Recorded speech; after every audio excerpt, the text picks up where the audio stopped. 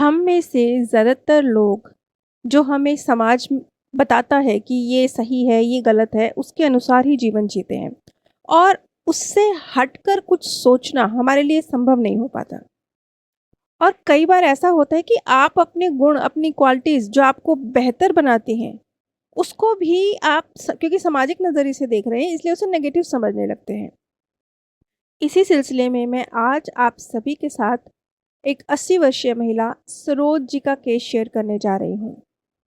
सरोज जी, जो कि आज अपनी उम्र की आखिरी पायदान में हैं, लेकिन वो काफ़ी स्वस्थ हैं और एक हेल्दी व्यक्ति की तरह। बेशक उनकी आयु 80 वर्ष है, लेकिन वो एक 60-65 वर्ष के व्यक्ति की तरह एक्टिव हैं और पूरी तरह से स्वस्थ हैं। सरोज जी काफ़ी लंबी हाइट की हैं। उनका कद लगभग 6 फुट के आसपास है, उससे थोड़ा-सा कम। और एक महिला होने के नाते उनकी ये हाइट काफ़ी लंबी लगती है। सरोज जी के जो हस्बैंड हैं, जो कि अभी कुछ समय पहले एक्सपायर हुए हैं, वो भी कंपैरेटिवली उनके, जबकि वो ठीक हाइट के थे, लेकिन वो कंपैरेटिवली उनके काफ़ी शॉर्ट हाइट के लगते थे और इस चीज़ को काफ़ी नेगेटिव वे में लिया गया। वो बताती हैं कि जब वो बच्ची थीं और उनकी हाइट बहुत ज़्यादा बढ़ रही थी, तो उनके घर में इस बात को लेके चर्चा होती थी कि इसे खाना थोड़ा कम देना चाहिए, क्यों बड़ी लंबी होती जा रही है, बड़ी जल्दी बड़ी होती जा रही है। सिर्फ़ हाइट से कि ये बड़ी जल्दी बड़ी होती जा रही है। बच्चे की आयु तो 7 वर्ष है, 8 वर्ष है, 9 वर्ष है, लेकिन नहीं, आयु से नहीं, उसकी हाइट से उन्हें तोला जाता था कि इनकी हाइट ये बड़ी जल्दी बड़ी हो रही है और इस वजह से इनकी खुराक पर थोड़ा कंट्रोल करना चाहिए। ये उनके माता-पिता का एक नज़रिया था उनके प्रति।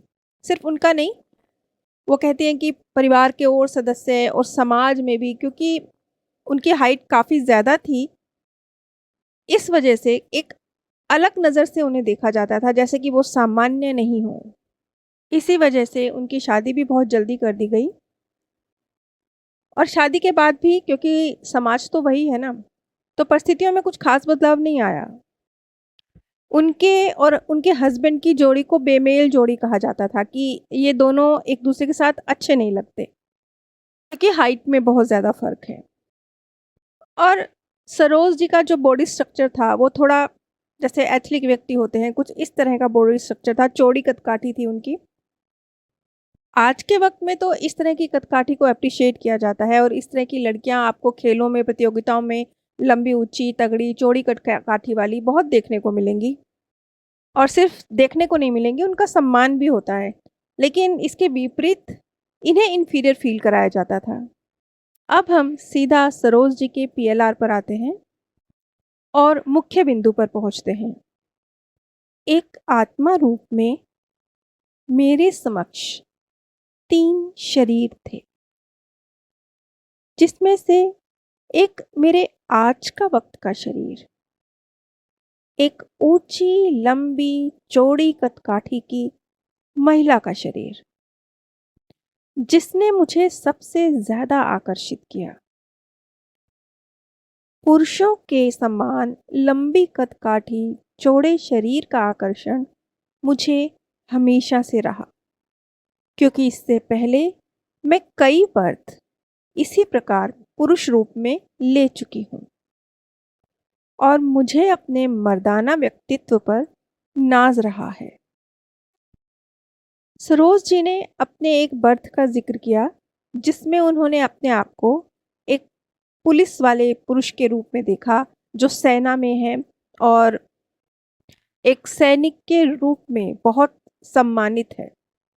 वो बताती है कि उस बर्थ में उन्हें अपनी ऊँची कदकाठी के लिए और रोबदार मूँछों के लिए बहुत सम्मान मिलता था और ये जो देह का आकर्षण था, एक जो सम्मान उनको मिलता था, इस वजह से उनका लंबी कदकाठी की तरफ आकर्षण भी था। लेकिन आपको इस जीवन में बहुत सारी चीज़ें समझनी होती हैं। एक ही चीज़ एक व्यक्ति के लिए अगर ज़रूरत से ज़्यादा हो, चाहे वो अच्छी भी हो, तो वो नेगेटिव रूप ले लेती है। क्योंकि अपने इस कदकाठी के कारण सरोज जी ने अपने अंदर बहुत एक गुरूर जिसे हम कहते हैं, ये किसी में भी हो सकता है, ये बहुत खूबसूरत महिला हो, उसे भी अपने ऊपर गुरूर हो सकता है।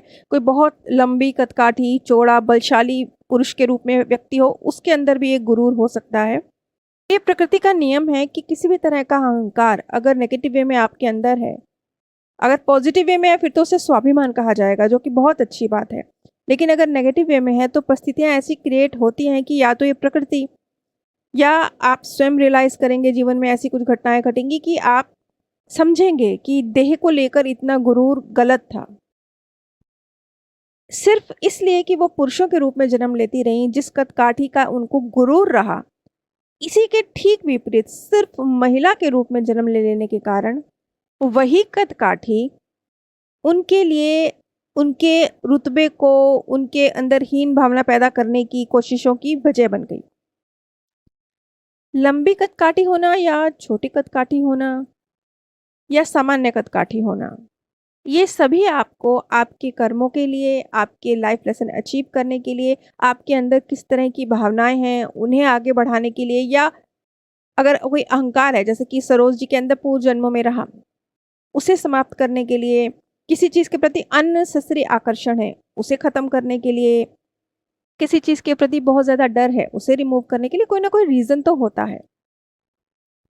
सरोज जी ने इस चीज़ को समझा कि ये कदकाठी जिसको लेकर कभी वो गुरूर में रही, जैसा कि पास्ट बर्थ में, और कभी उन्होंने अपने आप को इंफीरियर फ़ील किया, जैसा कि इस बर्थ में। ये दोनों ही गलत था और ये चीज़ शायद इसीलिए सरोज जी के द्वारा निर्धारित की गई। स्वयं उन्होंने अपने लिए इतने ऐसे लंबे ऊँचे शरीर का चयन किया ताकि वो इस चीज़ को समझें कि शरीर का आकर्षण चाहे जिस भी रूप में हो, अगर बहुत अधिक है, किसी गुरूर, अहंकार के भाव की तरह आपके अंदर समा गया है, तो वो गलत ही है। सरोज जी अब इस बात को समझ रही हैं। वो स्वयं कहती हैं कि अब मैं इस चीज़ को समझती हूँ कि मेरे समय में जिस ऊँची कदकाठी के लिए मुझे एक तरह से हीन महसूस करवाया गया कि इसे तो कम खाना देना चाहिए, ये बड़ी लंबी होती जा रही है। उसी कदकाठी को आज जो तीसरी जनरेशन है, अब वो 80 वर्ष की हैं, तो जो आज की समय की लड़कियां हैं, उनके लिए उन आकर्षण की बात है, उनके लिए एक अच्छी फीलिंग उनके अंदर क्रिएट करती है कि उनकी एक मर्दाना पर्सनैलिटी है, लंबा ऊँचा चौड़ा शरीर है। वो इस बात के लिए अपने आप को गौरवान्वित महसूस करती हैं, ना कि इन्फीरियर। ये फ़र्क नज़रिए का है और चीज़ों को सकारात्मक वे में जो भी आपको मिला है स्वीकार करने का है। ये तो दोनों जगह होता है ना, सिर्फ़ ये नहीं लंबी हाइट, हाइट अगर कम भी हो तो भी वो किसी न किसी कारण से आपको मिली है, उसे भी स्वीकार करना है और उसके भी अपने बहुत उसमें भी आपको गौरवान्वित महसूस करना है। वो भी आपको किसी न किसी रीज़न से मिली है और उसके थ्रू आपको जीवन में आगे बढ़ना है। जब सरोज जी ने इस बात को समझा तो वो कहती हैं कि अब जाके मुझे रियलाइज़ हो रहा है कि मैं जीवन पर्यंत क्यों मैं गलत करती रही। मैंने अपना ये जीवन अगर इस भाव के साथ गुज़ार दिया कि मैं इन्फीरियर हूँ, तो ये मेरी बहुत बड़ी गलती थी। उम्र के आखिरी पड़ाव पर मैंने चाहे बिल्कुल अंतिम समय पर मैं इस चीज़ को रियलाइज़ कर रही हूँ, लेकिन चलो फिर भी मैंने इस चीज़ को देर से ही सही समझा। अगर आप पास्ट लाइफ रिग्रेशन करवाना या सीखना चाहते हैं, तो स्क्रीन पर दिए गए व्हाट्सएप नंबर पर संपर्क कर सकते हैं। मेरे सेकंड चैनल का लिंक नीचे डिस्क्रिप्शन बॉक्स में दिया गया है। आप सभी पर परमात्म सौंदर्य, प्रेम और आनंद सदैव बरसता रहे। आप सभी दिव्य परम धाम में स्थान प्राप्त करें।